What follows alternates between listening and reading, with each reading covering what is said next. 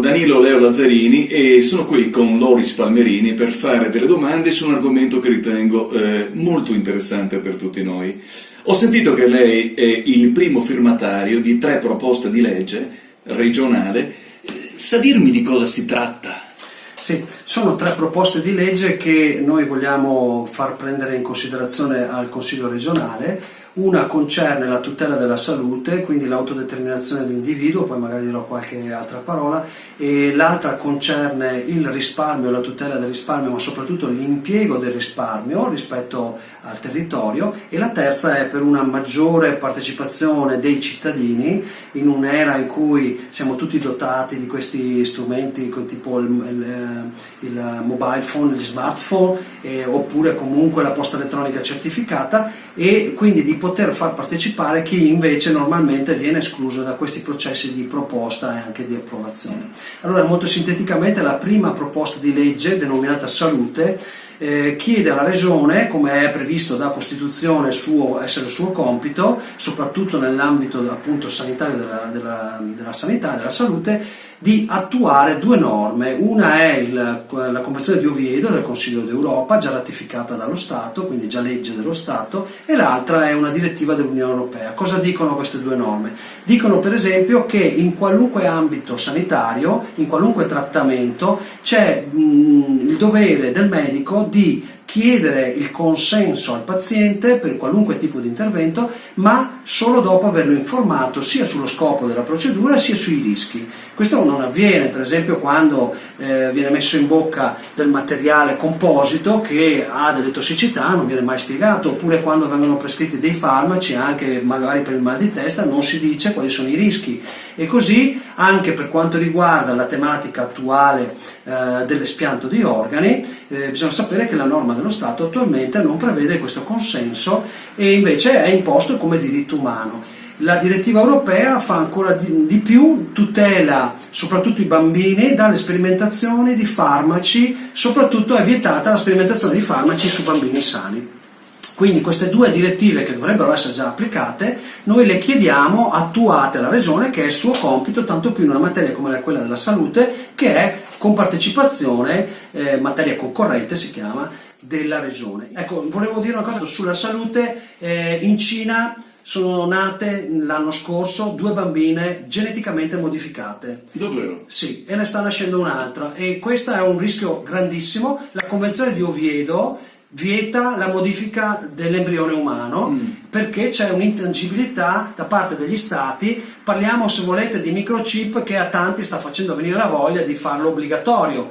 Parliamo di marchiatura con nanoparticelle, una tecnologia israeliana che è stata utilizzata anche dalla Francia sui manifestanti di Gilets Jaunes, per cui vengono spruzzati questi liquidi che lasciano dentro al corpo una traccia indelebile, e quindi ciascuno di noi è marchiato come la bestia biblica. Invece, per quanto riguarda il progetto di legge sulle banche, purtroppo le casse di credito cooperativo, le casse rurali sono state costrette ad unirsi in società e i risparmiatori sono stati dichiarati per legge speculatori. Invece nel sistema del Trentino Alto Adige esiste da 40 anni l'obbligo delle banche cosiddette a carattere regionale di reinvestire sul territorio i risparmi e quindi sulle aziende, e soprattutto queste banche non possono essere né comprate né vendute da altre che aziende o titolari residenti nel territorio. E quindi la testa della banca, gli interessi della banca, per farla breve, la banca a carattere regionale non può investire nella speculazione internazionale, ma è costretta a dare i propri impieghi all'azienda, alla famiglia, alle associazioni. È questo il segreto della ricchezza del Trentino Alto Adige. Bene, per fare questa cosa non serve nessun tipo di autonomia speciale, è previsto dall'articolo 117 e la legge quadro dell'Italia, dello Stato italiano, prevede questa possibilità per la Regione dal 2006. Noi chiediamo semplicemente alla Regione di attuare questa norma e abbiamo fatto semplicemente il copia e incolla della norma dello Stato, perché così sarà possibile avere i mutui a tasso bassissimo, a tasso zero quasi, perché la Banca Centrale Europea sta prestando i soldi a tasso zero alle banche, quindi non si capisce come mai questo non si sia ricaduto sull'economia. E quindi questo è un progetto di legge molto importante per il momento in cui la crisi economica sta ricominciando a mordere, le aziende stanno chiudendo, si dice che la Germania si è fermata e per questo è tutto rallentamento, ma in realtà siamo gli ultimi in Europa e quindi evidentemente c'è un problema nostro di liquidità. Il terzo progetto di legge serve perché la prossima volta si possa utilizzare la PEC per fare queste sottoscrizioni, perché noi abbiamo bisogno di 7.000 firme, no? Queste 7.000 firme oggi le possiamo raccogliere tramite i comuni, però è scomodo perché il comune magari è chiuso, perché l'orario. Allora questo progetto di legge che prevede la PEC naturalmente prevederà anche i nuovi strumenti, le nuove, per esempio la firma elettronica come è prevista dal regolamento EIDAS, perché esiste già una norma, ma tutto ciò per esempio non è stato utilizzato nel referendum. Questa cosa fa risparmiare molti soldi, perché i referendum per esempio possono essere fatti a 1/10 del costo, come è stato fatto per esempio in Lombardia. Quindi noi chiediamo una revisione della materia integrando questi elementi, e fra l'altro sarà per la prima volta i cittadini veneti possono già adesso firmare online grazie all'applicazione di una tecnologia che abbiamo sviluppato e che comunque passa per le certificazioni dei provider, e quindi sul nostro sito www.repubblica.info si può già subito firmare, ma comunque andate a firmare nei comuni, perché non sappiamo la regione se accetterà questi strumenti come sono previsti dalla legge.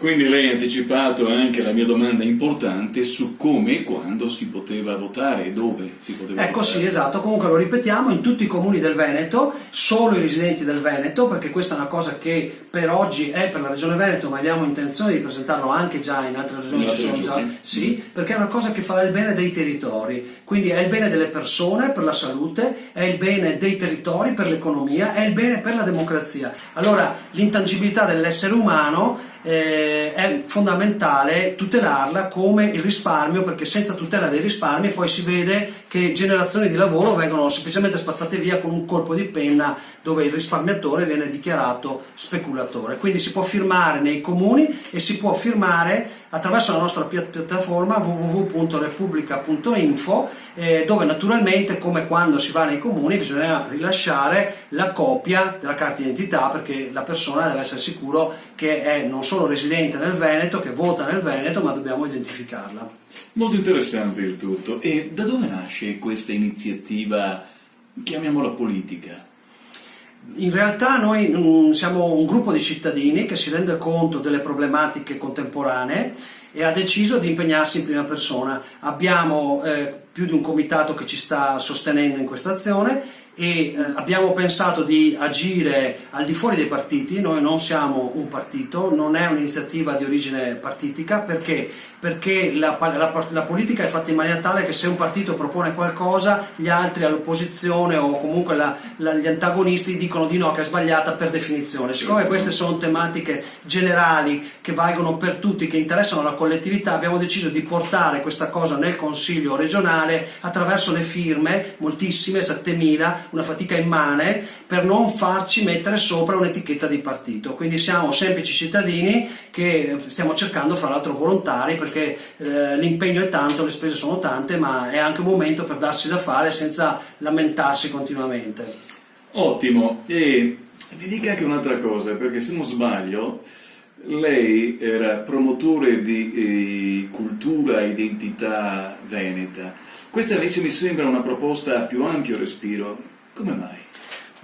Io sono ancora un promotore della cultura e identità veneta e credo che la cultura e identità veneta sia di ampio respiro in senso storico e contemporaneo. Forse proprio in questi progetti di legge c'è una coscienza storica mia, personale, perché in realtà tutte queste cose sono già state fatte. Le banche del territorio c'erano già nel 1800, sono state spazzate via di recente. La tutela dell'essere umano, noi veneti per primi abbiamo cancellato la schiavitù nella storia, e poi la partecipazione diretta. Perfino nella Repubblica Veneta i meritevoli avevano partecipazione nel Senato, che era il più importante degli organi di governo, era quello che aveva le opere pubbliche, che dichiarava la guerra e la pace ed era aperto ai non nobili. Quindi io, proprio perché Veneto, porto avanti questo tipo di cose. Comunque la ringrazio della domanda. E io ringrazio lei perché è stato interessante ed esaustivo nella sua spiegazione. Grazie Loris. Grazie.